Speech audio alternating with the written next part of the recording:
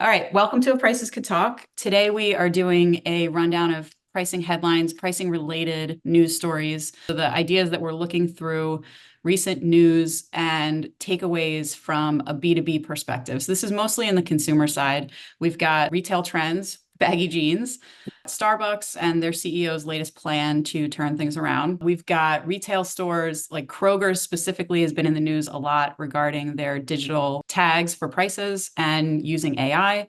And then we'll talk about Peloton. Let's start with the baggy jeans. So Pete found this one on a podcast called The Best One Yet. If you go in, you buy baggy jeans. This is mostly with women, but it sounds like men also are moving in this direction. Every $100 you spend on baggy jeans, they said roughly $700 gets spent on other things. So like you've got to find the right shoes to go with the jeans and the right new outfit that like the top has to go properly with the jeans. So I thought it'd be interesting to talk about this from a product strategy perspective. Like, have you guys seen anchor products like that in B2B? Short answer, yes. I mean, yeah, we kind of call this anchor and drag products where, the purchase of one product leads to purchase of follow-on products. And, you could certainly think of this as like, the razor blade model or Keurig coffee, right? You buy the machine and then you buy the other long tail of the pods, but it's usually less obvious than that sometimes, where you may or may not know it up front. Like there's the obvious cases, and then there's you look at the actual data and say, did you know that when customer A bought product A, they also bought product B? And by the way, every other customer or 50% of the other customers also brought that. It starts to suggest some natural bundles. Yeah. It's interesting, right? Because usually if you have a drag, you've got a anchor and a drag, it's within the same brand or company. So this type of it's still, I mean, I think the rules still apply, but it's interesting here because it's like the entire market that would, go around it. So you're lifting the level of the pool for everyone and not just one company. Because I'm sure, I mean, these brands all copy each other. So there's going to be baggy jeans everywhere, and they're going to have shoes for the baggy jeans and tops, like you were saying, Tracy. But all the brands are going to carry it. So the market is going to get overly saturated, including fast fashion, including high end, including everything in between. So it's very, very interesting. In the B2B, we don't typically see that often, where somebody releases something and the whole market comes up.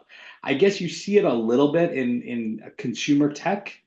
So like Apple products, if they have a certain charger, you've got, other chargers, other brands, other companies, that make sort of sister products that could raise the level of the pool because of the way the technology is set up, or the charging station or whatever that comes with it. So in that environment, you see that. In a B2B world, we don't typically see an ecosystem get raised. We do see it in one company, that it does make a big difference, and we see it in the data set all the time. Yeah, so that kind of naturally begs the question in this type of situation, because in a traditional B2B world, I think I 100% agree with you. You would go in, figure out what that anchor product is, and then position the breadth of offerings in such a way that make it attractive to bring in any other products, whether it's, maybe perhaps having a price concession on that anchor product, or perhaps a packaging strategy where the anchor product is the lead, and then you're bundling in some of these ancillary products. But in this type of situation where there's an anchor product that is impacting the broader market, what could that mean from a pricing perspective? And what I would imagine is that anchor product, you would want to hold the value because it has such important value to bring in other players perhaps in the market. And then it could also perhaps trigger out like product development where, if these other drag products and we're building the whole market for company A that has that anchor product, how can we position ourselves to capture some of that ancillary revenue that's coming through? Yeah, it's easy to kind of think of the cases where, like industrial equipment and consumables or maintenance and repair, but that's kind of within the same product line. Like Jeet just said, it's hard to think of the example where you buy, company one's product and that leads to more purchase of company two's, unless it substitutes for, the maintenance. You could have a different MRO help you with aerospace repair, for example. All right, nice. Okay, let's talk about Peloton. So let me just read this headline. This is in the Wall Street Journal. Peloton's comeback marketing plan, less bike, fewer promotions, more men. So they had a strong earnings call. Their stocks jumped 15%. They beat expectations on revenue, and then they announced a new CEO. So there's obviously a couple things in the mix on that one, but there's like the overall journey of Peloton from the last 5 years where you had this like big spike at the beginning of the pandemic, obviously with lockdown, and then like a fall off when we kind of got to the point where everybody wanted to be outside. And then they had pretty rough PR between some commercials that got some bad backlash. And then also they had these two, speaking of men on Pelotons, they had these two like in TV deaths on Pelotons. It's Sex and the City. This guy died on a Peloton, like as part of the plot. And then Billions. And these were like, in my memory, at least seeing them pretty close back to back, I was like, that was a rough time for Peloton, where you've got these men on bikes that have heart attacks on the bike as part of the plot of like these very public, popular TV shows. So let's start with just the quarterly earnings call. Like, what do you think has worked for them or has been effective in them kind of turning the tide here? I think you found this one, Adnan. Yeah. So this article just kind of fascinated me. One, because I like Peloton, right? I'm probably like the target demographic where I use it on a regular basis and see the benefit of it. And to me, there's just a lot of value in that because, health benefits are valuable to any specific individual. And when I think about Peloton, it brought me back to what we often hear on some of our client projects, whereas, as a result of these market trends, specifically COVID, people want to continue to have the ability to work out. So demand for that, right? The timing hit perfectly where volume was just going up in a way that probably had not been seen before. So kind of hit the jackpot in terms of timing. But then post-COVID effect, obviously what happened, and we're seeing that in a lot of businesses, is there's just a lot more alternatives. People can get back into gyms. And then I think in some ways there's maybe a proliferation of so many more different options to continue to work out, whether that's in-home devices or classes going out there, right? So like in a pretty drastic way, the competitive alternatives started to increase. And then Peloton seemed to be at this kind of crossroads that a lot of companies are, where do we go out and push to just kind of continue to increase volume? But at that time, even when they were doing well, when you were to look at the unit economics of those companies, it didn't look really attractive. Like it was a differentiated product, but on a per unit basis, they were struggling to make money. And at some point with any company, you have to start to make money. So now it feels like they're at a crossroads that they say, okay, we've pushed on volume, we've kind of gotten that market share. Now, as a result of these broader economic impact, we're not going to be able to grow as much via volume. So let's hone in, let's figure out who our true target market is, and then we can make a little bit more money there and then start to push profitability. And I think what you're seeing is that strategy coming to fruition, where they're making that trade-off in favor of profitability versus the volume that they historically were after. And thinking back to kind of the work that we see on a day-to-day basis, that's a real big part of the debate and why we get called in on what makes the most sense for our business. And what we're seeing, I think, with relative frequency is that for a lot of businesses, that volume strategy, going out there, testing new things, figuring out where you could capture market share, makes a lot of sense. But you certainly don't want to sacrifice your core competency and where you are most differentiated, and you sacrifice profitability in that sector, because that can hurt you quite a bit long term. So I just thought it was really interesting, just being in B2B pricing, hearing a lot of this from our clients, and then seeing a use case of that kind of come to fruition in the B2C space with Peloton. It's interesting because what you just said, it kind of makes me think about derived demand in B2B. There's only so much to go around. You can't put 3 jet engines on a 2-engine plane, so you drop your price and you just lower, your profitability basically. That's number one. And then 2, it's the market life cycle stage in this case. I wonder if it's being compressed, and is that the case for these fast moving technologies more, where you had this innovative growth phase, really like innovation and then growth phase very quickly during COVID. And now it's kind of maturing where people are like, well, I have all these other options, like you said, home gym or the actual gym. And now you just have to make it profitable and find like, where is the value, charge people for that. And then in the reallocating resources away from just subsidizing discounts for the equipment purchase to investing in the app that can be more scalable, whether someone buys equipment from you or not. And by the way, that could set you up for, I've always, heard this, but it makes sense that kind of the brands of Peloton and Apple are both premium, and there could be an opportunity for like Apple Fitness to incorporate the Peloton experience in some way to develop a social media community. That's where their new CEO, they announced the new CEO starting effective January 1st. He was one of the co-founders of Apple Fitness Plus, which makes sense. But the other thing is like the app itself is like $45 or $50 a month. So I would imagine they're also dealing with like, how do you make that worth it for people that are like, okay, or I could do this other thing for way cheaper. Be interesting. From my perspective, Pete, I think I'm much more aligned with you. I think even in a B2B setting, oftentimes we see our customers making products or forecasting demand and profitability as sort of a hope strategy instead of really understanding what the customer's buying behavior is and what they're willing to pay for and what they value and where the money should go. Like for us to assume that everybody is going to own a Peloton bike is probably not the right assumption. So I don't know how much more they can have as an install base from a bike perspective. So they go, okay, we're going to diversify and bring in other products. Cool. So in a home gym, how many products can you actually have inside of your home gym? Very few people can, put a lot of Peloton products in there. So there's a theoretical maximum right there. There's people that don't want to use multiple things. So there's already sort of a cap to these things. So in my opinion, my head kind of went to where yours did, Pete, which is they have such a great brand. They have an experiential brand. So they did a great job in building that. That's what's very valuable for them. So why not be a little bit more agnostic to the hardware and move more into that experience and do a little bit more with partnerships, do a little bit more with getting the install base that goes a little larger, not from a hardware perspective, but more from an app perspective, more from a complete health system perspective, wearables. There's so many other ancillary revenue streams that could be out there for them, and they don't have to do it themselves, but just from a partnership perspective that kind of increases and diversifies their revenue stream.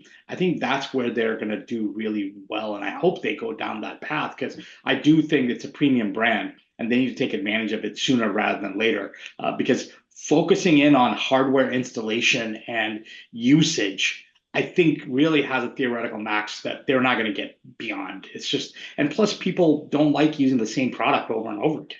It's like, that's why they make fun of some of these equipment that they hold my dry cleaning more than I, use it. Right. So it's just one of those things where that's why people like gyms. They like to switch things around. They like going to class versus, doing things in themselves. So all these behavioral components of the consumer, even in a B2B, we need to understand those dynamics so we can properly have that business model. And I think they're at an influx now because that business model has to change.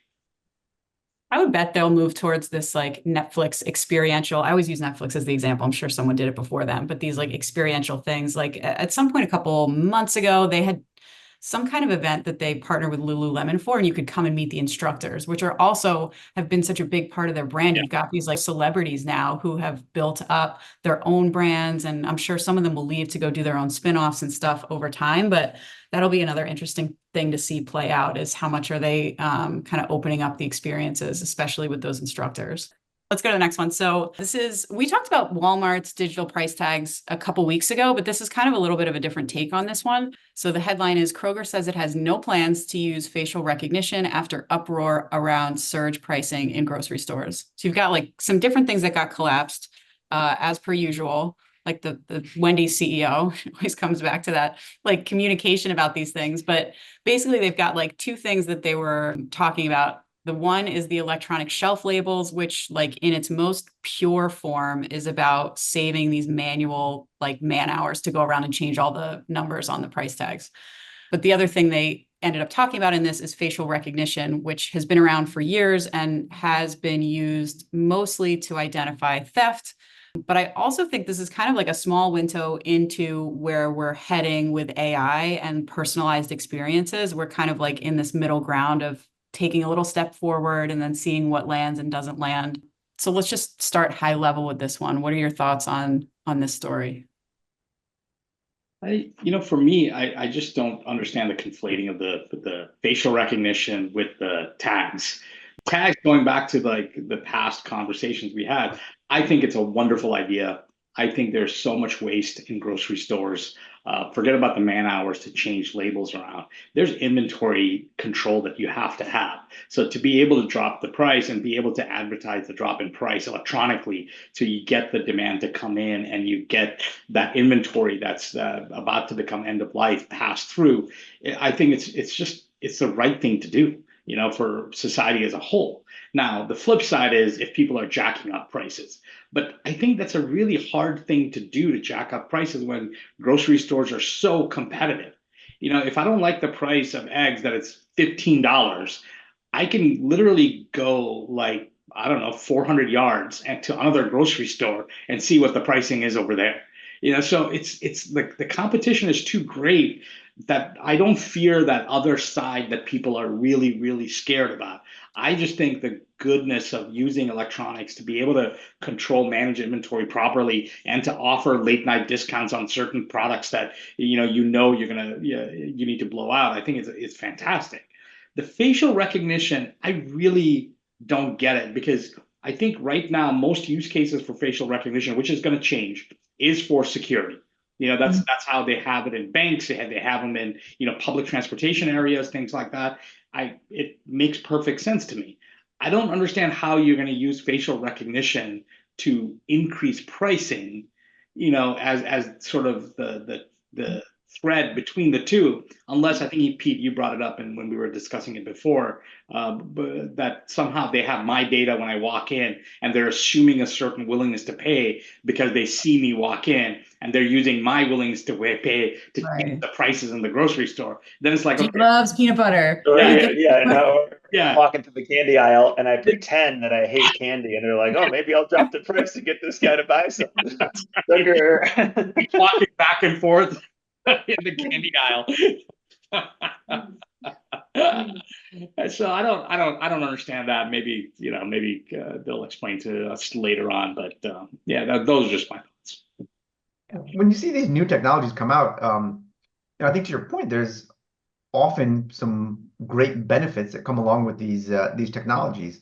The piece that the conversation should be around what the trade-offs are for the benefits versus the potential downsides. And in the case that you just cited, where prices can change with ease, that is pretty clearly kind of a cost savings, where people don't have to go and change labels, right? That's at its at the most basic level, like Tracy said.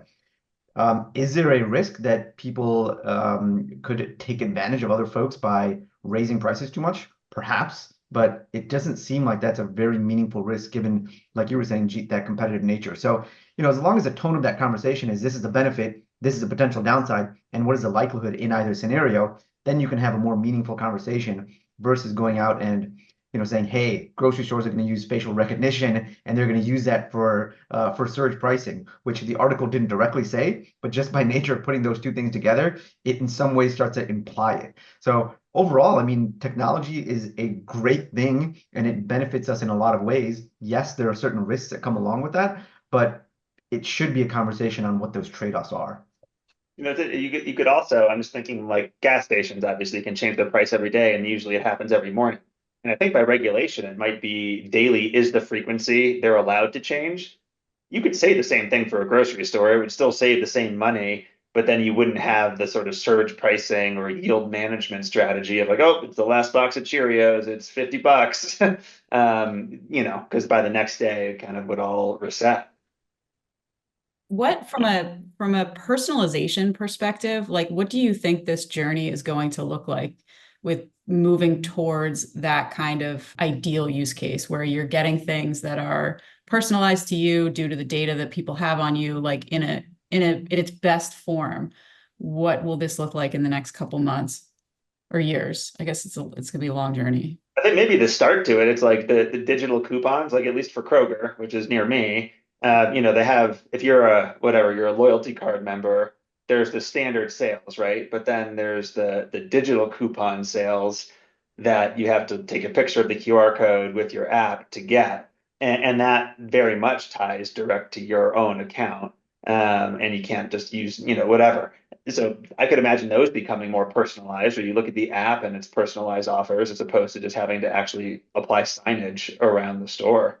That's interesting because maybe in that scenario, you could argue they don't even need facial recognition technology because they're using the information that they have to pretty much get at the same problem via that personalization where, you're getting those coupons, they've got your purchase history, and they're using that to make the decision. So what is the incremental benefit of having something that is perceived as invasive like facial recognition technology? It's I was going to use the same example, Pete. We do the same thing. The issue with, I think it is going to head in that direction to answer Tracy's question.